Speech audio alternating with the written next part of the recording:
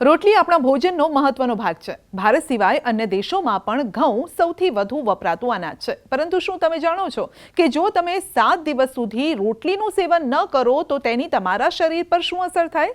ચાલો જાણીએ કે ડાયટમાંથી રોટલી કાઢી નાખવામાં આવે તો ફાયદો થાય કે નુકસાન. આપણા દેશમાં ખાસ કરીને દક્ષિણ ભારતને વાત કરીએ તો તમામ રાજ્યમાં રોટલી ખાવાનું ચલણ છે. કેટલાક લોકો એવા હોય છે કે જેમને રોટલી વગર ભોજન કર્યું હોય તેવું લાગતું જ નથી. લંચ હોય કે ડિનર, રોટલી તો હોવી જ જોઈએ. અનેક લોકોના ઘરે 2 ટાઈમ જમવામાં રોટલી બનતી હોય છે. રોટલી ખાવી સ્વાસ્થ્ય માટે આમ તો ફાયદાકારક છે, પરંતુ તમે કોઈ પણ પ્રકારની ફિઝિકલ એક્ટિવિટીઝ કરતા નથી તો તમારે અલર્ટ થવાની જરૂર છે. તમે જરૂરિયાત કરતાં વધારે રોટલી ખાવ છો તો પણ તમે બીમારીને નોતરી રહ્યા છો. જો કે વજન ઓછું કરવા માંગતા લોકો હંમેશા રોટલી અને ભાતને પોતાના ડાયટમાંથી અવગણે છે, કારણ કે તેમાં કાર્બોહાઈડ્રેટ્સનો સોર્સ હોય છે.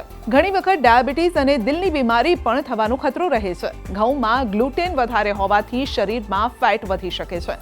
ઘઉંમાં રહેલ કાર્બોહાઈડ્રેટ્સથી થાક પણ લાગે છે. શરીરમાં વધારે કાર્બોહાઈડ્રેટ્સ જમા થવાથી હાર્ટ એટેકની સમસ્યા વધે છે. ઓબેસિટીની સમસ્યા પણ વધે છે. માટે ફાઇબરયુક્ત ફૂડ ખાવું જોઈએ. રોટલી પચવામાં સરળ હોતી નથી. તમે રોટલી વધારે ખાઓ છો તો પાચનને લગતી અનેક તકલીફો પણ થઈ શકે છે. ઘણીવાર રોટલી ખાધા પછી પેટ ભારે લાગે છે, પેટ ફૂલવા લાગે છે. આમ ધીરે ધીરે પેટની સમસ્યા વધી જાય છે અને ત્યારબાદ ગેસ, એસિડિટી તેમજ પાચનને લગતી બીજી પણ ઘણી સમસ્યા આવે છે. આ માટે રોટલી ઓછી માત્રામાં ખાવાની સલાહ તબીબો આપે છે. રોટી અને બ્રેડને લાંબા સમય સુધી નહીં ખાવાથી એના ગેરફાયદા પણ છે અને એટલા એના ફાયદા પણ છે. કારણ કે રોટલીના લોટમાં જે ગ્લુટાથિયોન છે એ કાર્બોહાઈડ્રેટ્સ અને એનર્જી આપવાનું કામ તો કરે છે, પરંતુ એમાં કેલરીઝની કેલરીઝ લેવલ વધારે છે. જો તમે વેઇટ લોસ કરવા માગો છો તો એનું રિપ્લેસમેન્ટ તમે અધર ફૂડથી કરી શકો તો વેઇટ લોસને ખૂબ જ સારી રીતે અચીવ કરી શકો છો અને વેઇટ લોસ સારું એવું થાય છે. 7 દિવસ સુધી જો તમે રોટલી કે બ્રેડનો ઉપયોગ ન કરો તો તમારા બોડીમાં કાર્બ્સને તમે કટિંગ કરો છો, કાર્બોહાઈડ્રેટ્સ મળતા નથી, તો ઘણી વખત હેડેક જેવી સમસ્યા પેદા થાય છે, સ્વભાવ ચીડિયો થઈ જાય છે, ક્રંકી થઈ જાય છે, ગુસ્સો આવે છે. રોટલી અને બ્રેડ સ્પેશિયલી જે હોલ ગ્રેનમાંથી બને છે એ આપણા બોડીમાં આયર્ન, ફાઇબર્સ અને વિટામિન બીનું પૂર્તિ કરે છે.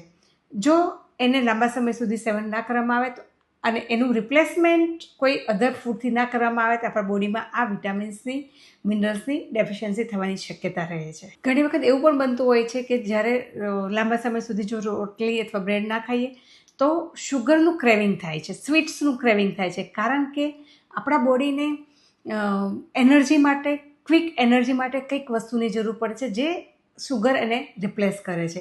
ઘઉં ઘણા પોષક તત્વોથી ભરપૂર હોય છે. તેમાં potassium, folate, vitamin B6, vitamin B12, fibre, iron, calcium, carbohydrates, protein અને સોડિયમ સહિત અન્ય પણ ઘણા પોષક તત્વોથી ભરપૂર હોય છે, જે સ્વાસ્થ્ય માટે ફાયદાકારક પણ છે.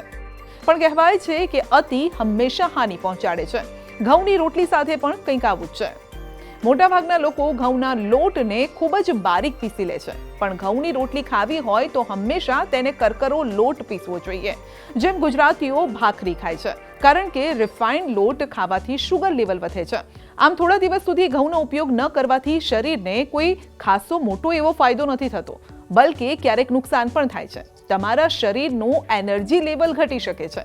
આ સિવાય તમને એનિમિયા, ત્વચા પર ફોલ્લીઓ, ફાટેલા હોઠ, મૂડ સ્વિંગ્સ, રોગ પ્રતિકારક શક્તિ ઘટવી, હાડકાં નબળા પડવા જેવી સમસ્યાઓનો પણ સામનો કરવો પડી શકે છે.